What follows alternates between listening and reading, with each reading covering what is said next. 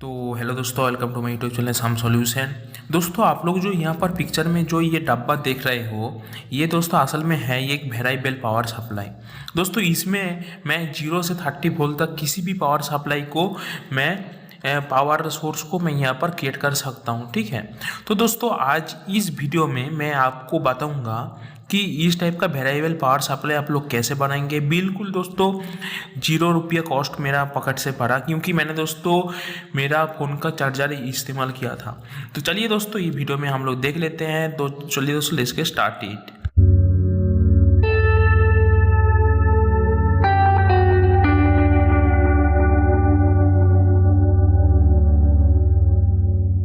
को आप लोगों को दिखा रहा हूँ कि इसका जो मेरा आउटपुट का एम्पियर है वो दोस्तों 0.78 एम्पियर है। ठीक है। तो दोस्तों मतलब मेरा 800 मिली एम्पियर के आसपास है। आप लोग दोस्तों यहाँ पर देखिए, तो एम्पियर आप लोग कैसे मापते हैं तो आपको मालूम ही होगा। मल्टीमीटर का दोस्तों 10 एम्पियर आप सेट कीजिए और एम में लगाइए, तो आपको ये दिखाएगा मेरा वेरिएबल पावर सप्लाई का ये मेरा पावर है। ठीक है। और दोस्तों, इसमें मैं किसी भी टाइप का वोल्टेज निकल सकता हूँ। वैसे तो ये 30 वोल्ट मेरा देता है, तो 30 वोल्ट इंटू 0.80 मिली एम्पियर अगर आप लोग करेंगे तो दोस्तों ये करीब करीब दोस्तों मेरा जो ये पावर सप्लाई है, मैं दोस्तों इसको मान के चलता हूँ ये मेरा 30 वाट का मेरा पावर सप्लाई है। ठीक है। जो मेरा वेरिएबल पावर सप्लाई 30 वाट का है। हाँ दोस्तों, ये देखिए मैं यहाँ पर दोस्तों 22.7 वोल्टेज में निकल सकता हूँ। ठीक है। यहाँ पर मैं देखिए दोस्तों 13.4 वोल्टेज मतलब 12 वोल्ट के आसपास, और एक दोस्तों 20 वोल्टेज के आसपास। दोस्तों मैं 5 वोल्टेज भी इधर इससे निकल सकता हूँ। दोस्तों मैं किसी भी रेंज का वोल्टेज 5 से लेके 30 तक किसी भी रेंज का मैं वोल्टेज निकल सकता हूँ, 5-5 करके। जैसे मान लीजिए 5, 10, उसके बाद 15, उसके बाद दोस्तों होता है मेरा 20। ठीक है।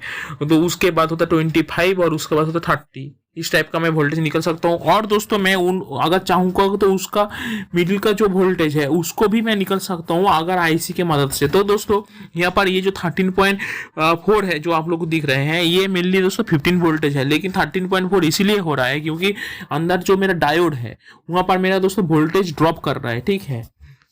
और दोस्तों ये जो 22.7 है ये असल में दोस्तों ये मेरा है 25 वोल्टेज, जो दोस्तों इतना घट गया है कि 22 वोल्टेज में आ गया। 3 वोल्टेज का मेरा ड्रॉप हो गया है डायोड की वजह से। ठीक है। तो मेरा 30 वोल्टेज का ये मेरा पावर सप्लाई, मैं इसको 30 वोल्टेज का भी नहीं निकल पाऊंगा। ठीक है।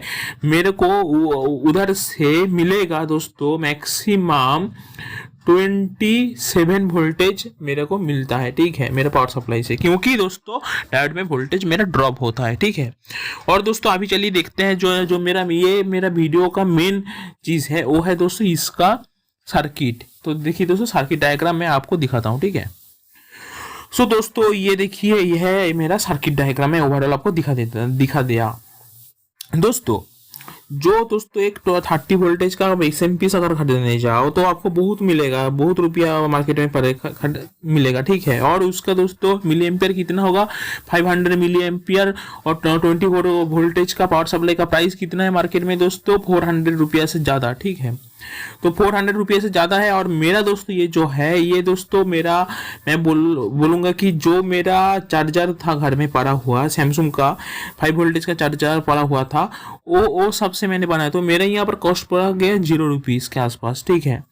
सो दोस्तों मैं आपको अगर ध्यान से मैं बोलता हूँ तो ये जो मेरा 5 वोल्टेज का सैमसंग का जो एसएमपीएस है, ये सारे एसएमपीएस का दोस्तों जो सिस्टम है ये नियरली इक्वल टू एसएमई है। ठीक है। तो दोस्तों मैंने क्या किया, मैंने दोस्तों इनपुट को किया सीरीज, लेकिन दोस्तों मैंने इनपुट को किया मैंने पैरेलल, लेकिन मैंने किया आउटपुट को सीरीज। और सीरीज में दोस्तों मैंने एक एक करके डायोड लगा दिया। डायोड मैंने इसीलिए लगा दिया क्योंकि अगर मान लीजिए किसी भी टाइप का करंट रिवर्स फ्लो हो जाता है तो उससे कुछ खतरा नहीं होगा। तो मैं एक एक करके एक्सप्लेन करता हूँ पूरा सर्किट को। ठीक है। तो इनपुटों में क्या है, मैंने क्या किया, पैरेलली किया। पैरेलली में देखिए दोस्तों एक एमओवी मैंने लगाया। एमओवी मैंने इसीलिए लगाया, मान लीजिए सडनली एक स्पाइक आ गया वोल्टेज का, मेरा लाइन से एक स्पाइक आ गया वोल्टेज का, तो स्पाइक एक साथ सारे जो एस है मेरा 6 to 6 एस है, वो 6 to 6 एस को मेरा खराब कर देगा, ठीक है। तो एमओ भी जो है, एमओ भी क्या करेगा, उस स्पाइक को दोस्तों शॉर्ट करके एमओ भी खुद बास्ट हो जाएगा। इससे क्या होगा, जो मेटल ऑक्साइड वायरिस्टर कहते हैं ना एमओ भी को, इससे क्या होगा कि मेरा जो 6 to 6 एस है वो मेरा ठीक ठाक रहेगा। हालांकि दोस्तों यहाँ पर जो मैंने सैमसंग का अच्छा क्वालिटी का एस यूज़ किया है, तो इसमें मेरा दोस्तों जो वोल्टेज का दोस्तों अप डाउन का स्पाइक की वजह से जो खतरा है वो दोस्तों कम है, लेकिन फिर भी दोस्तों मैं ये इसको प्रोटेक्शन को लिया। और दोस्तों फ्यूज मैंने क्यों लिया, फ्यूज मैंने इसीलिए लिया, मान लीजिए मेरे एक एस एम पी एस हो गया शॉर्ट, मान लीजिए एस एम पी एस 3 हो गया शॉर्ट, तो तब मेरा क्या होगा, तब ये जो फ्यूज है, ये फ्यूज खुद दोस्तों कट के मेरे को सारे एस एम पी एस को प्रोटेक्ट करेगा। इसीलिए दोस्तों ये मैंने फ्यूज और एमओबी को इनपुट में लगाया। अभी आउटपुट में मैं देखिए सारे एस एम पी एस का आउटपुट में एक एक करके डायोड लगाया हूँ। तो हर एक डायोड में मेरा 0.3 वोल्टेज का अगर ड्रॉप होता है तो मेरा 2 से 3 वोल्ट मेरा ऐसे ही नष्ट हो रहा है, लेकिन ये डायोड लगाना दोस्तों बहुत ही जरूरी है। और देखिए नीचे में एक पीडी लगाया हूँ, पीडी मतलब पावर डायोड है, ये बहुत मोटा सा एक डायोड होता है पावर डायोड। ये पीडी क्यों लगाया हूँ मैं बोलता हूँ दोस्तों। आउटपुट का जो सर्किट है, सर्किट में हर एक सर्किट में एक एक करके कैपेसिटर है। अब मान लीजिए मैं दोस्तों सडनली लोड को चेंज कर रहा हूँ, ठीक है, तो जब भी मैं सडनली लोड को चेंज कर रहा हूँ, यहाँ पर वेरिएबल लोड है, जैसे मेरा मोटर है, ये है, इसका तो बैक ईएमपी है, तो दोस्तों वो जब बैक करेगा ना, तब दोस्तों वो एसएमपीएस का जो आउटपुट का सर्किट है उसको दोस्तों नष्ट कर भी सकता है, ठीक है। इसीलिए प्रोटेक्शन के लिए मैंने देखिए सारे में डायोड दिया है, और इसका एक एडवांटेज ये है कि कोई भी वोल्टेज फ्लो बैक नहीं करेगा, ठीक है। और दोस्तों मेरे एक रोटेटरी स्विच है, रोटेटरी स्विच के बाद मैं मेरा खुद का एक सर्किट दिया हूँ, इसको मैं बोलता हूँ लिंकिंग सर्किट, ठीक है दोस्तों। अगर आप लोग मेरा दोस्तों फास्ट मोबाइल चार्जर कैसे बनाते हैं वो वीडियो को देखे होंगे, जो मैं ऊपर आई बटन में लगा देता हूँ, तो आप लोगों को ये सर्किट के बारे में पता चलेगा, ठीक है। ये लिंकिंग सर्किट असल में होता ही है क्या है, ये दोस्तों होता है मेनली आर एल और सी का एक कॉम्बिनेशन, ठीक है। यहाँ पर दोस्तों मेरा एल को सीरीज में लगाया जाता है। क्यों एल सीरीज में लगाया जाता है, क्योंकि एल सीरीज में इसलिए लगाया जाता है कि एसएमपीएस से कोई भी अगर रिपील आए ना तो ये एल उसको कैप्चर कर देगा, ठीक है। और दोस्तों आर का वैल्यू कितना होगा, मैं यहाँ पर दोस्तों 22 किलो ओम का लिया हूँ, आप चाहे तो 12 किलो ओम भी लगा सकते हैं।